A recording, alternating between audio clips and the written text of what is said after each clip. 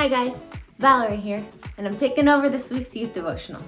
All right, so I've got you here in my daughter's nursery because we are going to take a look at her Bible to talk about somebody in the Bible who has a special calling of leadership on their lives. Okay, you guys have been talking with Tamo about this guy right here, Moses, who was sent in a basket by his mother to be adopted out by the Egyptians and later led the Israelites out of captivity. But today, we are going to talk about this guy right here. We're going to be talking about Moses' assistant, Joshua.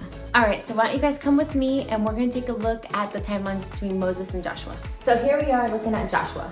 Now here's what we know about Joshua.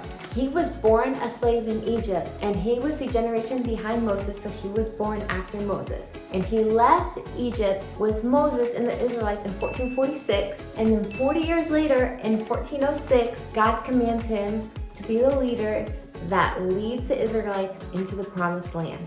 So what was Joshua doing during that 40 years? Well, here's what we know.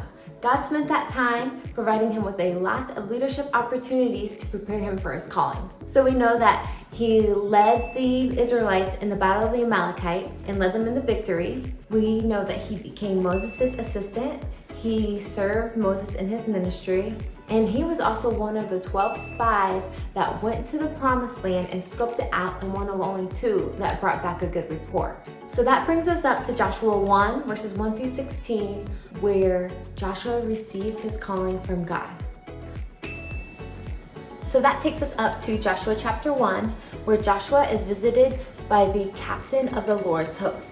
So one army captain visits another army captain, where he calls him to be strong, be courageous, and obedient to God's word, and to possess the promised land. Now, before Joshua stepped into this calling, where he would conquer 31 kings and 6 nations, he had first been known as a good leader and known as a good servant for many years to prepare him for this calling. All right, guys, so we're gonna stop here today, and I'll see you again in a couple days where we'll talk a little bit more about Joshua. All right, bye.